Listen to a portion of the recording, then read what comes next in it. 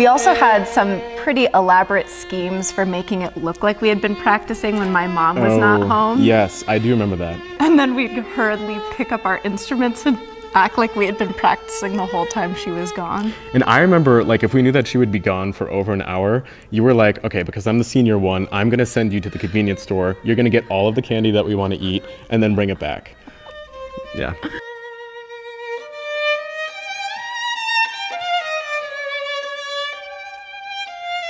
Hi, I'm Elizabeth Beilman. I play viola in the Utah Symphony, and I am very excited this week because my little brother, Ben, is our violin soloist. I thought it might be more fun, rather than a traditional interview, to get Ben's top 5 practice tips about the piece. I feel like from the very first notes, you know that this is a piece that's supposed to capture Spain. So as a performer, how do you bring out those Spanish elements? Like any great composer, rhythm is a huge factor, but I think especially in this piece, it's not motivic development. It's not like he's taking a kernel of an idea and showing you all these various different places to go with it, but it's really about the strength of rhythm. I think you feel it in the dance rhythm, you feel it in kind of this grazioso walking down a kind of alley. I'm thinking especially the second movement where the strings have this. And I come in with this kind of long melody, and it's sort of like, how do you combine the very strict rhythm with total freedom? And I don't know if that's specifically Spanish, but to me that feels like an incredibly important part to this piece. So it's sort of like, what are his fixations? How do I work with them? How do I occasionally bounce off of them? Yeah, you just look for a little thing. The more time you spend with it, the better you get at it. I feel like some of my sort of most individual musical ideas come totally by accident, where I'm just kind of playing around a little bit and then I'll stumble across an idea that then I can apply anywhere else.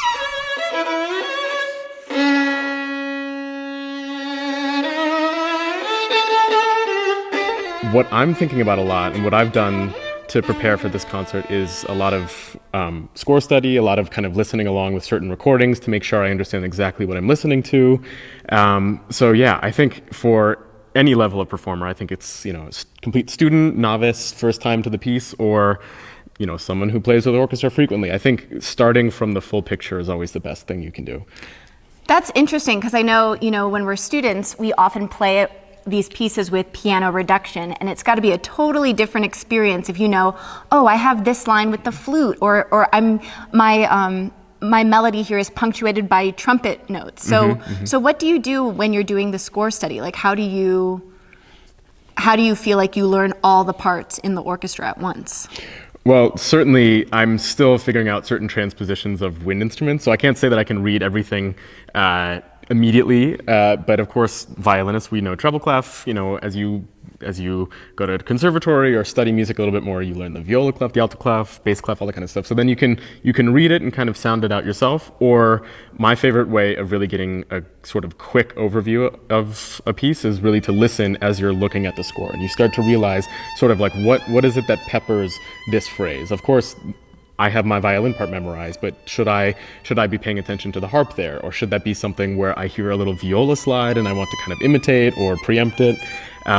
So yeah, I think listening can be a huge thing. Pick a recording that you like. Hopefully don't listen to it on repeat, because often that can kind of encourage you to copy a little bit. But fortunately with this piece, there are many great recordings, so there's a lot to choose from.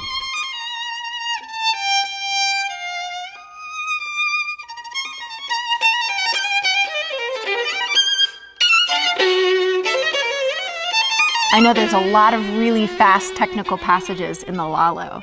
Can you tell me how you practice those? Yeah, those are quite challenging, because this is a piece that I haven't played for 15, 18 years or something, a lot. I really had to drill a lot of the fast work, and especially I'm thinking especially in the last movement, there's some stuff that is almost impossible to play. I mean, he really asks you to jump completely up to the top of the fingerboard and then back down, and then back up and then back down in milliseconds. So, of course, you want to focus on perfection and getting everything that the composer wrote, but there are certain kind of shortcuts that actually make more musical sense, I find. once you have, whether you study it and can kind of mark it perfectly, or if you just have a sense of where your ear goes or what an interesting harmony is, I find it really helpful to think in a bigger picture. So in a 6-note run or a 12-note run, there may be 1, 2, or 3 notes that I'm really paying attention to that I know will help move the listener and the music along in just the right way. So of course, I'm trying to hit everything in between, but there is a certain prioritization of each of those pieces. I no longer have a teacher. I don't play for anybody regularly, so it's hard to have a kind of third person giving some feedback to you. So I find that I learn best and I improve most quickly when I record myself, especially in big chunks, and listen back. So, for instance, before flying out here for these concerts, in my apartment, I just decided I'm going to play through the entire piece, see how it feels, since it's been quite a while since I've done that, and I recorded the entire playthrough. And then on the plane ride, I listened to it and marked up the score, and I found that totally helpful, because all the things that I thought that I was conveying, I realized were often pretty compressed because I was playing very quickly in certain places.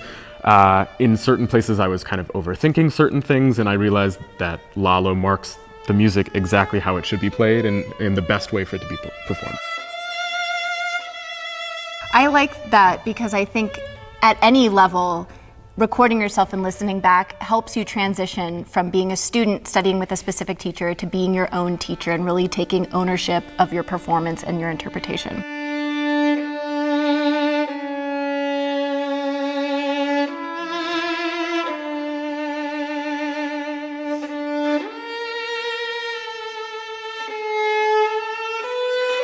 You know, I'm sure when you practice, you're in your New York apartment, which I know well, but now we're in this huge, beautiful Abravanel hall. And as a soloist, you know, your job is to fill up this hall. So how do you practice keeping in mind these big spaces and playing with a full orchestra? Well, since you are my sister and you lived with me, you know that I would often practice in big resonant spaces like stairwells, much to your annoyance. Or the bathroom. I remember yes, if you practiced in your bathroom, we could hear it everywhere in the house. Sorry, but it was actually very effective learning how to play with different acoustics. So obviously in a bathroom, you get a lot of reverberation. The cleanliness of the notes, you have to really pay a lot more attention to. Timing is a huge thing in different acoustics. So yes, in a great hall like this, where it clearly will be quite resonant, when I'm on stage and playing, I'm constantly listening, obviously under my ear what's happening here, but especially what's coming back off the back wall. You know, combine that with listening to the orchestra, paying attention to the conductor, all the things that are happening. It's really, you have to be very concentrated on your own part, but almost equally so, or possibly more so, you really have to be focused on what is an audience member going to hear. Something that I've had to really pay attention to recently is this idea of your concept of time as a performer. Right? Obviously, when we practice certain things, the route in the music becomes very clear to us. So we know how to get from point A to point B in just the way that we want it. But for a listener, it may be their first time hearing a piece or second time, or they may not be as familiar as a performer. And so it's like, how do you slow down your heart rhythm? How do you slow down your sense of understanding so that it makes perfect sense for a listener on the third balcony?